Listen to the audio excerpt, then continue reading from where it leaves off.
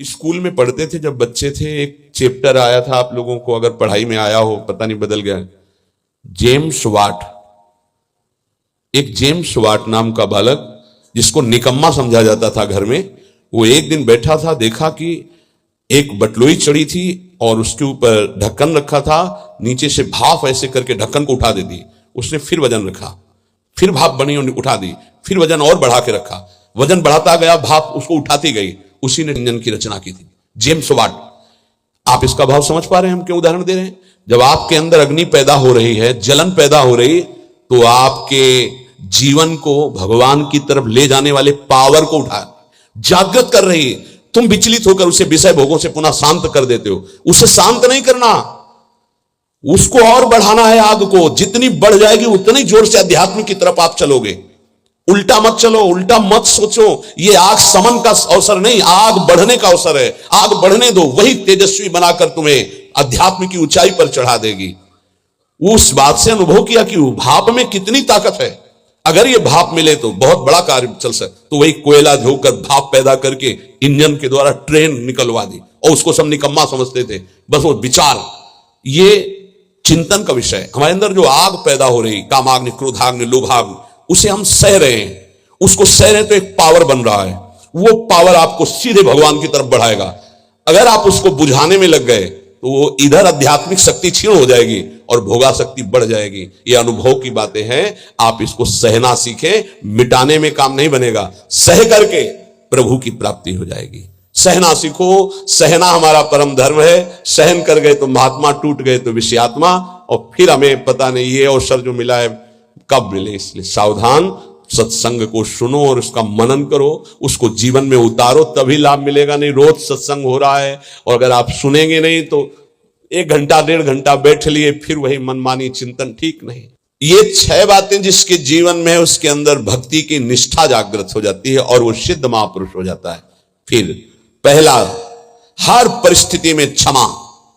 बहुत कठिन है, बहुत कठिन है।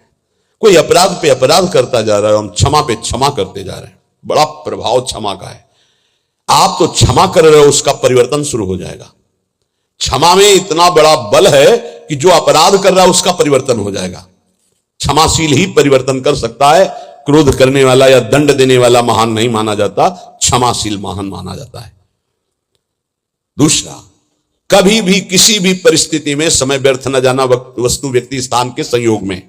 तीसरा, कोई भी भोग सामग्री समीप फिरी पर नहीं भोगना प्रभु के। मेरे प्राप्ति के लिए मेरा भक्त सब सुखों का त्याग करता है, भगवान ने कहा।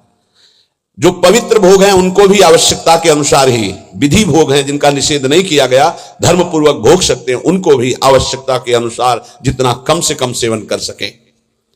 चौथा, सम्मान को विश्वत, नीच पुरुषों द्वारा किए हुए अपमान को अमृत मानकर निराभिमानी रहना। पांचवा, निरंतर अपने गुरु प्रदत्त उपासना में आसक्त और इष्ट देव पे आसक्त, जो गुरुदेव ने बताए। छठवां, सदगुरुदेव की पूर्ण शरणागति, पूर्ण आश्रय, एकदम कोरा कागज बनकर वो जैसा जैसा कह रहे हैं वैसे चलने से भक्ति निष्ठा जागृत हो जाती। भक्ति निष्ठा जागृत होने पर वो सबसे अधम और छोटा अपने को समझने लगता है। अपने को इतना तुच्छ मान लेता है कि उसके भजन, सेवा, सद्गुण जितने हैं उनका उसके अंदर अभिमान ही नहीं आता। इसी कारण वो सिद्ध हो जाता है। थोड़ी सी साधना अभिमान उत्पन्न कर देती। क्यों? क्योंकि गुरु कृपा नहीं है। इसलिए जहां निराभिमानी होकर प्रभु से अपना संबंध जो था है, जो रहेगा, उसका बोध हुआ, उसी समय उसे भगवान की प्रेम लीलाओं का अनुभव होने लगता है। कभी रोना नहीं आता किसी को।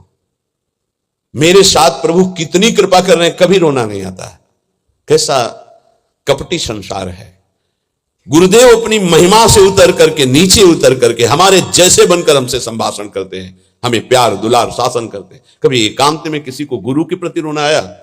मोटे मोटे आंसू सामने गिरते देखते हैं, अपनी वासना की पूर्ति के लिए, अपने मन की शांति के लिए, हमारे मन को सुख मिले, बस। कभी ये रोते कि अहो कृपालु, करुणा में आपका कैसा स्वभाव है, हे स्वामिनी आपका कैसा स्वभाव है? कभी ऐसा नहीं। विश्वामित्र जी भगवान के प्रति शिष्य भाव किया। तो भगवान शिष्य बन गए।